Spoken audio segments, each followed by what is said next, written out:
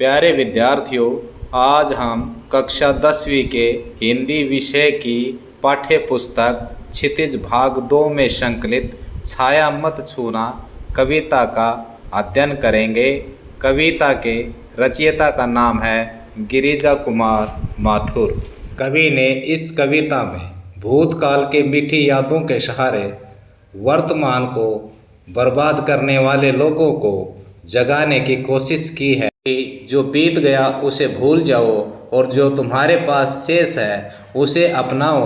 कविता की व्याख्या शुरू करें इससे पहले नए दर्शकों एवं विद्यार्थियों, आप चैनल को सब्सक्राइब कर लेना ताकि आपके पास आपके अध्ययन की सामग्री सबसे पहले पहुंच जाए।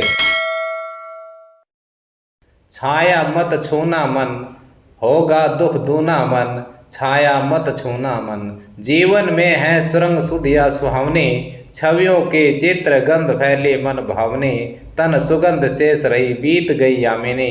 कुंतल के फूलों की याद बने चांदनी, भूली सी एक छुअन बनता हर जीवित क्षण। छाया मत छूना मन, होगा दुख दूना मन। छाया मत छूना मन। छाया का अर्थ स्मृति। कवि अपने मन से कह रहा है, हे मेरे मन, पुरानी यादें याद मत कर। जीवन में है सुरंग सुधिया सुहावनी, माना कि जीवन में बहुत सुंदर सुहावनी स्मृतियाँ रही हैं। छवियों के चित्र गंध फैले मन भावने, और उन स्मृतियों छवियों में यादें या स्मृतियाँ, उन स्मृतियों की चित्रगंध अर्थात वे स्मृतियाँ चित्र के रूप में उभर कर मनमोहक गंध को फैला रही हैं। तन सुगंध शेष रही बीत गई यामिनी, चाहे रात बीत जाने के बाद भी तुम्हारे पास प्रिय के तन की सुगंध की यादें हैं। कुंतल के फूलों की याद बनी चांदनी। कुंतल, कुंतल माने बाल। प्रिय ने बालों में फूल लगा रखे थे, उन फूलों की आभा चांदनी बनकर आसमान में फैली हुई है। भूली सी एक छुअन, चाहे तुम्हारे पास प्रिय को छूने का एहसास है जिससे प्रत्येक क्षण जीवित बन रहा है, पर छाया मत छूना। लेकिन इन सब स्मृतियों को तू छूना मत, इनको याद मत करना। अगर तुम इनको याद करोगे तो तुम्हारा मन दुख से भर जाएगा। भाव यह है, वर्तमान के थोड़े से दुख में भी यदि भूतकाल के किसी सुख को याद कर लिया जाए तो वर्तमान का दुख पहाड़ जैसा दुख बन जाता है। इसलिए कवि कहता है कि मेरे मन, बीते हुए सुंदर पलों को याद मत कर। यश है या न वैभव है, मान है न सरमाया। जितना ही दौड़ा तू उतना ही भरमाया। पर भूता का शरणबिंब केवल मृग तृष्णा है। हर चंद्रिका में छिपी एक रात कृष्णा है। जो यथार्थ कठिन उसका तू कर पूजन। छाया मत छूना मन, होगा दुख दूना। छाया मत छूना।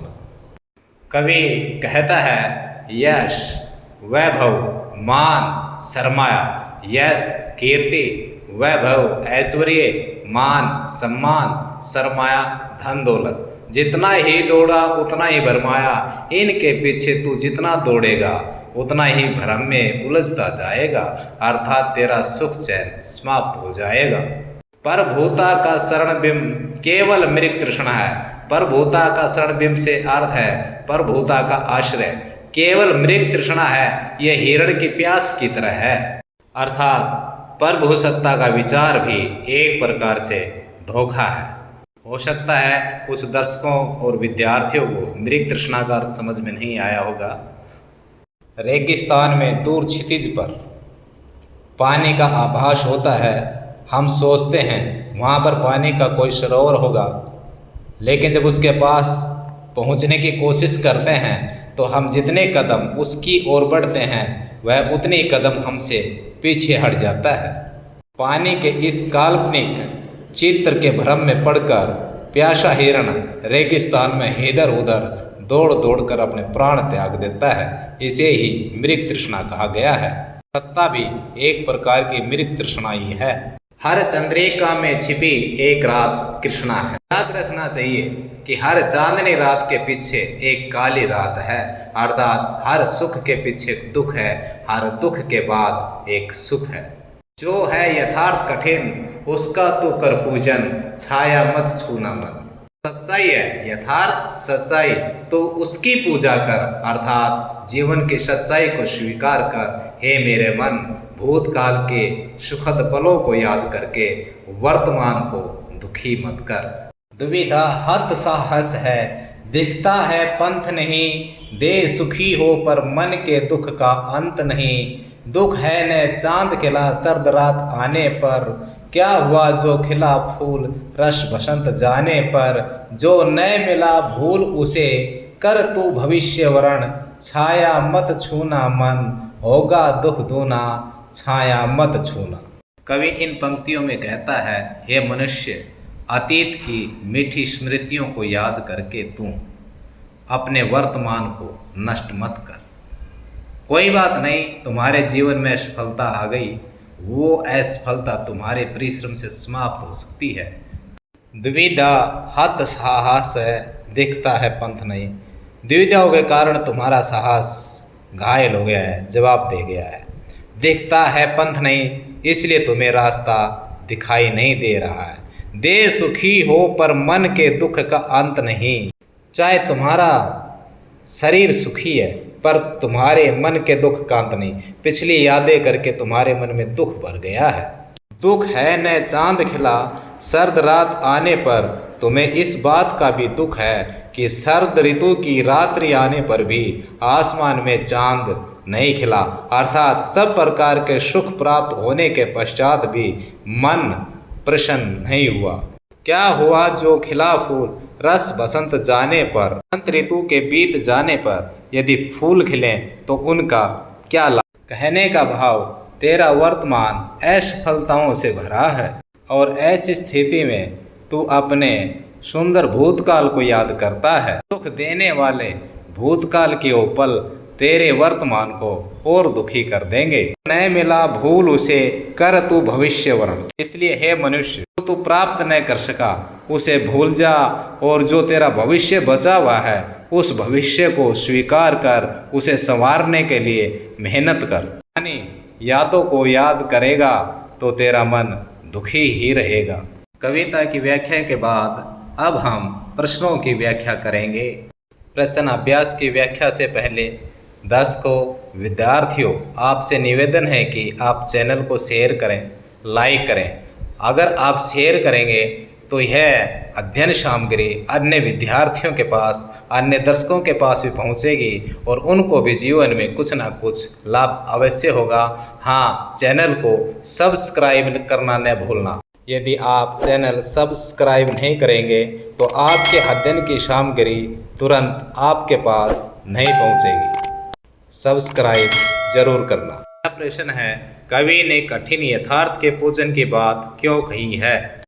कवि ने यथार्थ के पूजन की बात इसलिए कही है कि व्यक्ति को यथार्थ मीन सच्चाई, जीवन की सच्चाई को स्वीकार करना चाहिए, क्योंकि भूली बिसरी यादों के सहारे ही जीवन नहीं जिया जाता है।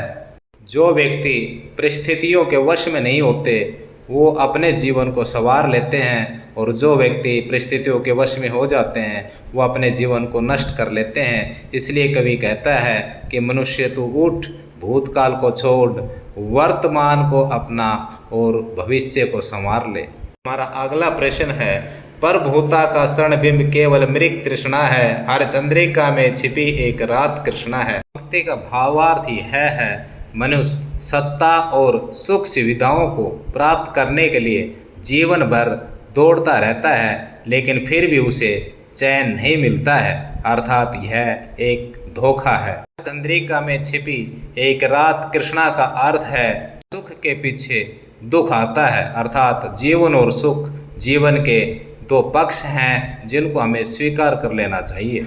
नंबर 3 है, छाया शब्द यहाँ किस संदर्भ में प्रयुक्त हुआ है, कवि ने उसे छूने के लिए क्यों मना किया है। छाया शब्द यहाँ पर मनुष्य के जीवन की मीठी स्मृतियों के संबंध में प्रस्तुत हुआ है, और कवि ने उसे छूने से इसलिए मना किया है कि यदि तू मीठी स्मृतियों को याद करेगा तो तेरा वर्तमान भी दुखी हो जाएगा। इसलिए हे व्यक्ति, भूली बिसरी बातों के सहारे वर्तमान का जीवन जीने की छोड़ दे और अपने भविष्य का चुनाव कर। प्रश्न नंबर 4 ये है, कविता में विशेषण के प्रयोग से शब्दों के अर्थ में विशेष प्रभाव पड़ता है, जैसे कठिन, यथार्थ। कविता में आए ऐसे अन्य उदाहरण छांट कर लिखिए और यह भी लिखिए कि इससे शब्दों के अर्थ में क्या विशिष्टता पैदा हुई। प्रमुख विशेषण निम्नांकित हैं। दूना दुख, दूना शब्द दुख की गहराई को व्यक्त करता है। सुरंग सुधियाँ, यादों की विविधता और मोहक सुंदरता की विशिष्टता दिखलाई गई है। छवियों की चित्रगंध, सुंदर रूपों में मादक गंध की विशिष्टता को व्यक्त किया गया है। तन सुगंध, सुगंध के साकार रूप को रचा गया है। शरणबिंब, जीवन में आधार बनने की विशेषता को व्यक्त किया गया है। यथार्थ, कठिन, जीवन की कठोर वास्तविकता की विशिष्टता दिखाई गई है। द्विधा, हत, साहस, साहस होते हुए भी द्विधाग्रस्त रहने की विशिष्टता दिखाई गई है। सर्द रात, रात में सर्द ऋतु की ठंडक की विशिष्टता दिखाई गई है। रस बसंत, बसंत ऋतु में मधुर रस के एहसास की विशिष्टता दिखाई गई है। प्रश्न है, मृग तृष्णा किसे कहते हैं? कविता में इसका प्रयोग किस अर्थ में हुआ है? तृष्णा का अर्थ होता है धोखा। रेगिस्तान के रेत पर पड़ती हुई सूर्य की किरणों की चमक से जल का भ्रम या धोखा हो जाता है। प्यासा हिरण धोखे के कारण पानी के भ्रम चित्र को वास्तविक मान लेता है और पानी पीने के लिए उधर ही दौड़ता है, किंतु वो जितना उसकी तरफ दौड़ता है वो चित्र उतनी दूरी पर बन जाता है। इस तरह वो भटक भटक कर हिरण मर जाता है। अंतहीन दौड़ व्यक्ति के जीवन पर भी लागू होती है। प्रश्न, बीती ताई बिसार दे, आगे की सुधि ले, यह भाव कविता की किस पंक्ति में झलकता है? यह भाव निम्नलिखित पंक्ति में है, जो न मिला भूल उसे, कर तू भविष्य का वर्ण। अगला प्रश्न, कविता में व्यक्त दुखों के कारणों को स्पष्ट कीजिए। कविता में दुखों का कारण मनुष्य की पिछली यादों को बताया गया है। वर्तमान जीवन में थोड़ी सी असफलता मिलने पर जो व्यक्ति अपने भूतकाल के जीवन में मिली सफलताओं के सुख को याद करता है, वर्तमान में मिली थोड़ी सी असफलता का भार भी उसके लिए बहुत बड़ा बन जाता है। के कारण उसके कार्य करने की क्षमता पर प्रभाव पड़ता है, उसका साहस कमजोर पड़ जाता है, उसको कोई रास्ता दिखाई नहीं देता है। इस प्रकार व्यक्ति के दुख और अधिक बढ़ जाते हैं और उसके जीवन का विकास रुक जाता है। विद्यार्थियों एवं दर्शकों, आज के कक्षा के बारे में अपने विचार कमेंट बॉक्स में ज़रूर लिखना और चैनल को सब्सक्राइब कर देना। सुरक्षित रहें, स्वस्थ रहें, खुश रहें। धन्यवाद।